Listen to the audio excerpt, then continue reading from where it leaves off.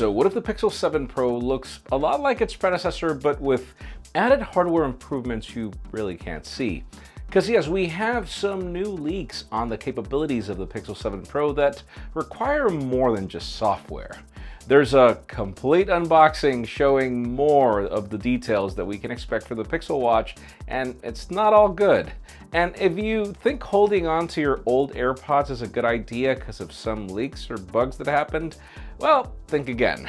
I'm Jaime Rivera, and join me in celebrating our buddy Joshua Vergara and Isa Rodriguez on their engagement, which is part of the reason I'm fully tanned.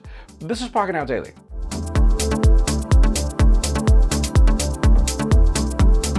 The sort of official news today start with YouTube, since it seems like a big change could arrive soon, and you won't like it if you're not a premium subscriber. The video platform has supported 4K resolution video since 2010 and even introduced 8K back in 2015 for all viewers, but hold it right there because that's probably what's going to change. Notice how you have to pay for a more expensive plan on Netflix to get 4K? Well, we just heard that YouTube is testing a change to YouTube Premium that would make 4K videos unavailable to free users. Apparently, when you try to select a specific resolution, the word Premium appears next to 4K, meaning that there could be a future where to go higher in resolution, you might just have to pay.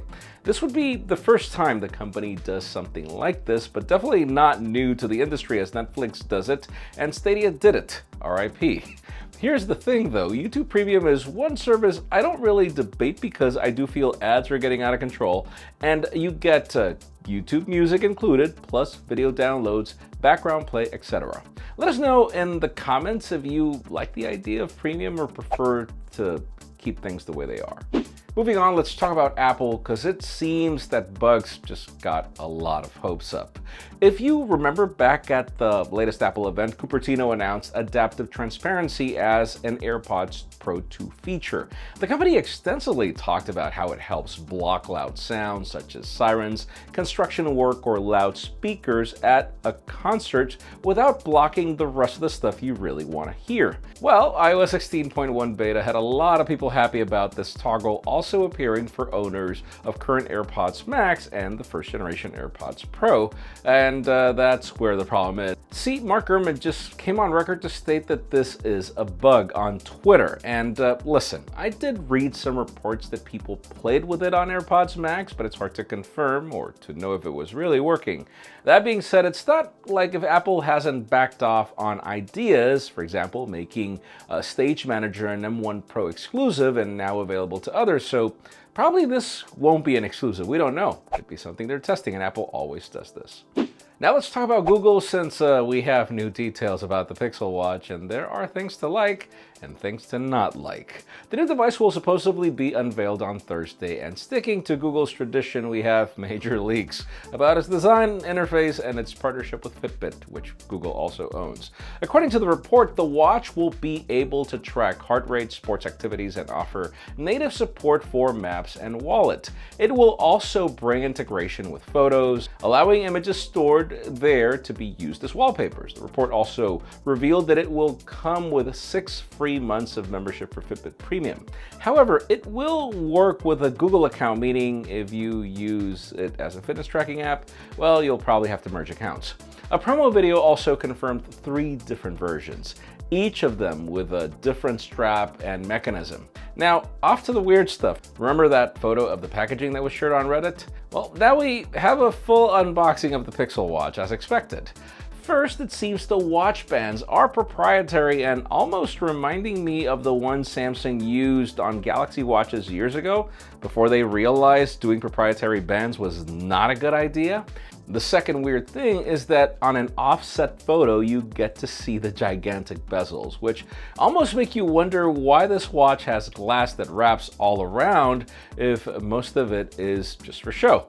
Let us know if this is a deal breaker for you, because honestly, it's not for me if it has functionality, but then what could they do with so much real estate? My God. And finally, for the hottest news today, let's stick to Google, but let's switch to the Pixel 7 lineup, which we have more information about its features. Snoopy Tech is someone new to the leaks radar, but let's just say his leaks are pretty interesting, and some of it has already been backed by Evan Blass, so fine, let's cover it. On Twitter, he shared several details about the Pro model camera that he got from leaked images that will be used for advertising in addition to some videos. It starts by highlighting macro focus, which is self-explanatory. It'll let you take a photo of the smallest details, but sadly it will be an exclusive to the higher-end Pro models, just like iPhone Pro models do right now. There will also be a new feature called Cinematic Blur, which is designed to help you get dramatic video effects. Yes, like the Pro iPhones can do, though not something new. Samsung Galaxies did it first. Now, since these are all promo videos, we did see known features like Magic Eraser and Live Translate being a staple feature that will come back. And finally, it also is reported that the phone will be able to go for 72 hours on a single charge thanks to an extreme battery saver. But the question is, how much do you have to sacrifice for such extremes? But anyway, speaking of questions, how much do you care about these Pixel camera features? Because to be fully honest, I do care. I think that if you're going to call your phone a Pro, it should do things Pro cameras do, but then phones have this thing where they are consumer friendly. So I do like this idea that Google has started with the Pixel 6 Pro, where you can get so many different kinds of photography without the need of so much gear or to know photography or even of Pro mode. So I want Pro phones to do that, and I like that Google is doing it, but that's just me. Leave us a comment down below. We'd love to know your opinion. Friends, again, if you want to get the news earlier, follow us on Pocketnow.com and subscribe to our channel for more videos like this one. You can also follow us on social medias. Our extended coverage happens on Instagram, and follow me on my personal handles to see me celebrate my buddies, as we all should. Please give this video a thumbs up if you like what you saw. I'm Jaime Rivera. Thanks so much for watching. We'll see you tomorrow.